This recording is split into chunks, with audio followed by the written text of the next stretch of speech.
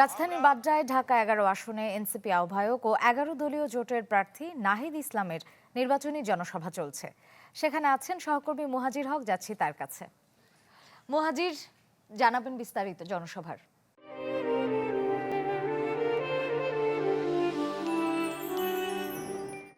শ্রেয়া, এই মাত্রই এই ঢাকা ১১ আসনের যে নির্বাচনী জনসভা, নাহিদ ইসলাম এনসিপি আহ্বায়ক যেখান থেকে নির্বাচন করছেন, সেই জনসভায় কিছুক্ষণ আগেই আমিরে জামাত ডাক্তার শফিকুর রহমান তিনি উপস্থিত হয়েছেন এবং একই সাথে এনসিপির মুখপাত্র আসিফ মাহমুদ সজীব ভুইয়া, আমরা তাকেও দেখেছি, তিনিও এসেছেন এই নির্বাচনী জনসভায়। পাশাপাশি এনসিপি, জামাত সহ তাদের ১১ দলীয় জোটের যারা নেতাকর্মী রয়েছেন তাদেরকেও আমরা মঞ্চে দেখতে পাচ্ছি। এবং এছাড়া এই যে মাঠটি রয়েছে ডিআইটি প্রজেক্ট মাঠ বাড্ডার, সেই ডিআইটি প্রজেক্ট মাঠে কিন্তু এরই মধ্যে আমরা দেখতে পেয়েছি তাদের যে নির্বাচনী জনসভা, সেখানে এক পাশে মহিলাদের জন্য বসার ব্যবস্থা করা হয়েছে, আরেক পাশে পুরুষদের জন্য বসার ব্যবস্থা করা হয়েছে এবং সব মিলে এখানে যারা ভোটার সমর্থক রয়েছেন তাদের উপস্থিতিও বলা যায় যে ব্যাপক।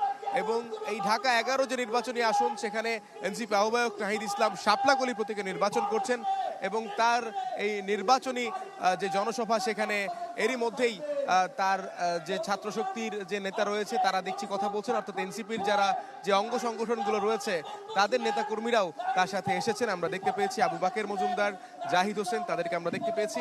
এবং সব মিলিয়ে এই যে নির্বাচনী জনসভা আমরা দেখেছি, আমিরে জামাত ডাক্তার শফিকুর রহমান তিনি বাংলাদেশের প্রায় সব অঞ্চলেই গিয়েছেন এবং সেখানে গিয়ে তার যে ১১ দলীয় জোটের যারা রয়েছেন তাদেরকে তিনি পরিচয় করিয়ে দিচ্ছেন, দাঁড়িপাল্লার পক্ষে ভোট চাইছেন। আবার যে জোটের যে মার্কাগুলো রয়েছে সেই জোটের মার্কাগুলো নিয়েও তিনি আসলে প্রচারণা করছেন।